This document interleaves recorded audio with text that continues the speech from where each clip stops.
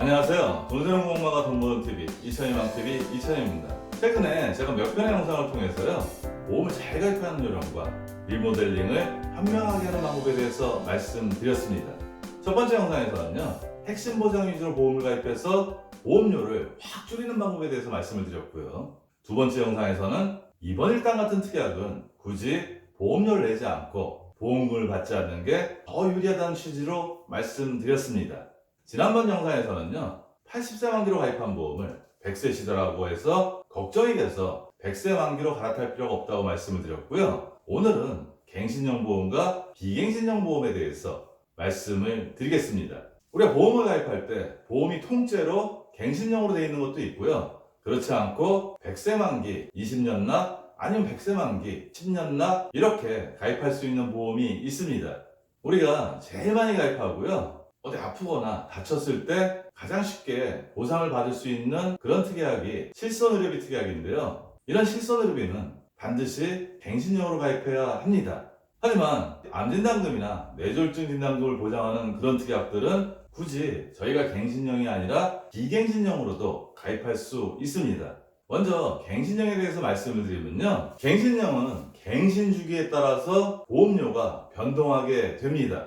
즉 나이와 손해율에 따라서 보험료가 변동하게 되는데요. 일단 보험은 나이가 많으면 보험료가 올라가기 때문에요, 갱신할 때 나이 때문에는 보험료가 약간씩 상승합니다. 하지만 손해율에 비하면 나이가 올라감에 따라 보험료가 올라가는 것은 미미한 수준이고요. 가장 문제가 되는 것은 현재 손해율입니다.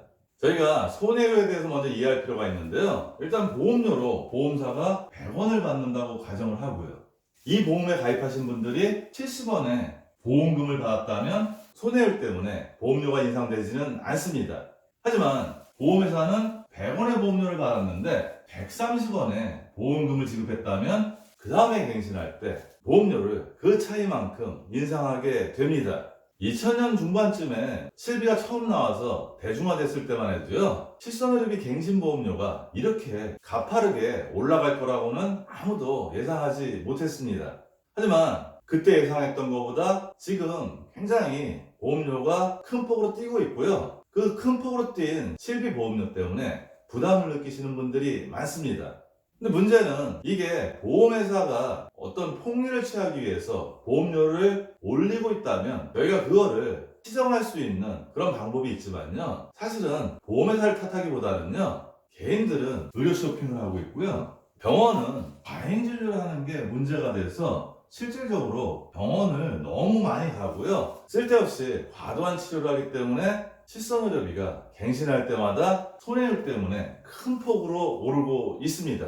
제가 상담하다 보면요, 어떤 분들은 아프거나 다쳐서 병원에 갔다 와서요, 병원비를 냈는데 그럼에도 불구하고 본인이 보험회사에 그 병원비를 청구하지 않으면 본인의 보험료가 안 올라갈 거라고 생각하시는 분들도 있습니다. 하지만 그건 아니고요, 이 손해율은 동일한 보험 종류를 가입한 사람들 전체를 묶어서 하는 거기 때문에요, 내가 병원에 안 가더라도 다른 사람들이 많이 가면 내 보험료가 올라가게 됩니다.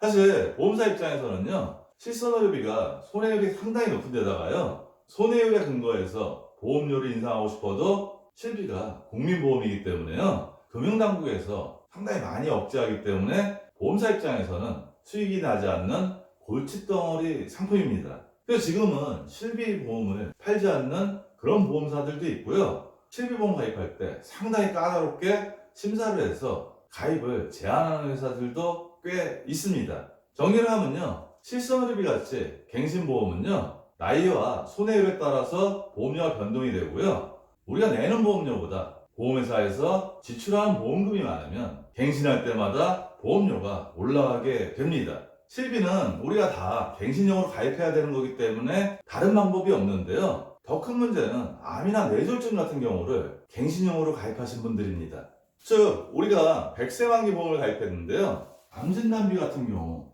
뇌졸중 진단비 같은 경우 3년 갱신형으로 가입했다면요, 이 얘기는 무슨 얘기냐면 100세까지 3년 단위로 보험료가 변동되면서요, 계속 갱신을 해야 되기 때문에요, 상당히 위험이 큰 계약입니다. 처음에 가입할 때는 나이도 적기 때문에 받는 보장에 비해서 보험료가 적다고 느끼지만요, 우리는 20년만 내면 끝나는 게 아니고 3년마다 100세가 될 때까지 보험을 계속 갱신해야 되고요.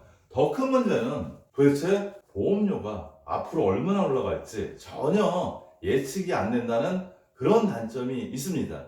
제가 상담하면서 보험증서를 분석하다 보면요, 주요 특약들을 이렇게 갱신형으로 가입하신 분들이 많고요. 그분들한테 제가 이 내용을 설명해 드리면 깜짝 놀라시고요, 굉장히 속상해 하십니다. 왜냐면 지금 건강이 좋을 때 갈아타야지 그나마 낫지, 건강이 나빠지면요, 이런 상태로 보험을 가입했다 하더라도요, 채로 보험에 가입할 수 없기 때문에 울며 겨자 먹기로 이 보험을 끌고 가야 합니다. 따라서 보험 증서를 한번 살펴보시고요, 내가 가입한 보험이 혹시 실비 말고 암이나 뇌졸중 같은 주요 특약이 혹시 갱신형으로 되어 있지 않나 한번 확인해 보시기 바랍니다. 비갱신형은요, 우리가 100세 만기 20년 납으로 암진단금 2천만 원을 받는 그런 보험에 가입했다고 하면요, 비갱신형이라는 거는 가입할 때 100세 만기 20년을 내는 조건으로 평균 보험료를 내서요, 우리는 가입할 때 보험료로 보험료 변동 없이 20년만 내면 100세까지 보장받을 수 있습니다. 예를 들어서 우리가 보험을 가입할 때 암에 걸리는 확률이요, 5명 중에 1명이었다면요, 이 위험률을 계산해서 보험회사는 100세까지 보장받는 조건에 20년 동안 내는 보험료를 계산해서 산출을 합니다. 그리고 우리는 그 보험료를 내면 되고요. 하지만 5년이 지났는데 요즘 미세먼지도 많고요, 대기 상태도 안 좋아지고 이래서 3명 중에 1명이 암에 걸렸다면요, 위험이 상당히 크게 증가한 겁니다.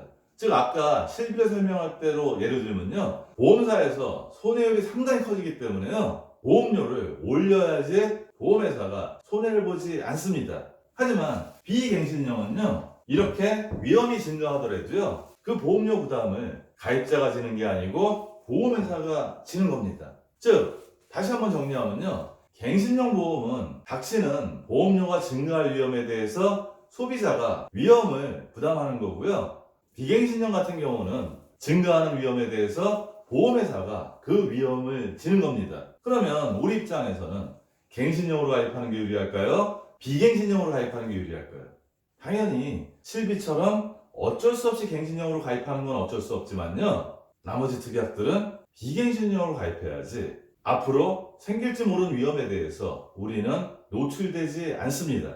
제가 상담할 때 보험증서를 분석하다 보면요, 10년 만기 갱신형 또는 20년 만기 갱신형으로 가입하신 분들이 있는데요, 가입할 때는 보험료 부담이 적지만요, 그 갱신 시점에서는 상당히 보험료가 올라갈 가능성이 높고요. 또 하나 문제되는 거는 제가 지난 방송에도 말씀드렸지만요, 우리가 건강할 때는 보험에 대해서 갑입니다. 하지만 어디가 아프거나 보험에 가입하는데 문제가 발생하면요, 을로 전락하게 되고요, 이때는 보험에 가입이 안 되거나 나쁜 조건으로 가입해야 되기 때문에요, 이 갱신형은 그런 위험도 충분히 내포하고 있습니다. 갱신형으로 가입했다가 나중에 갱신 시점에 보험료가 확 올라가고요, 저희가 다른 보험을 갈아타고 싶어도 건강이 안 좋으면요, 다른 보험으로 갈아탈 수 없기 때문에 울며 겨자 먹기로 갱신해야 될 수도 있습니다. 그래서 저는 실비처럼 어쩔 수 없이 갱신형으로 가입하는 거는 저희가 갱신형으로 가입하지만요, 그렇지 않은 것들은 비갱신형으로 가입해서 앞으로 닥칠 위험에 대해서 미리 제거해 놓는 게 훨씬 유리하다고 생각을 합니다. 위험에 대해서 한 가지만 더 덧붙이면요, 사실은 더 곤란한 건 뭐냐면 앞으로 그 보험료가 얼마나 오를지 모른다는 그런 사실입니다.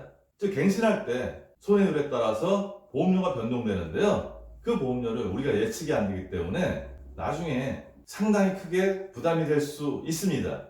하지만 때에 따라서는 저희가 갱신형으로 가입해야 될 때도 있습니다. 어떨 때냐면요, 일반적인 케이스에서는 갱신형으로 가입할 필요가 전혀 없고요, 살다 보면 경제적으로 좀 곤란할 때가 있는데요, 그럴 때는 적은 비용으로 같은 보장을 받기 위해서는 일시적으로 갱신형을 선택할 수밖에 없습니다. 보험이 없어서 아픈데 치료를 받지 못하는 것은 더 큰 문제가 될 수 있기 때문에요, 그럴 때는 적은 부담으로 갱신형 보험이라도 가지고 있을 필요가 있고요, 그렇지 않고 대부분의 일반적인 케이스에서는 비갱신형으로 가입해야지 나중에 보험료가 얼마나 올라갈지, 그리고 100세 만기로 가입했다면 100세 만기까지 계속 보험료를 갱신하는 그런 위험을 제거할 수 있습니다. 제가 총 4편에 걸쳐서요, 보험을 잘 가입하는 방법과 리모델링을 현명하게 잘하는 방법에 대해서 업로드를 해놨으니까요, 이 내용 말고 다른 방송을 안 보셨다면 그 방송도 한번 챙겨보시면요, 우리가 보험료로 돈을 낭비하는 게 훨씬 줄어들 거라고 생각을 합니다. 오늘 내용도 도움이 되었으면 좋겠고요. 오늘도 행복한 돈 관리 되세요.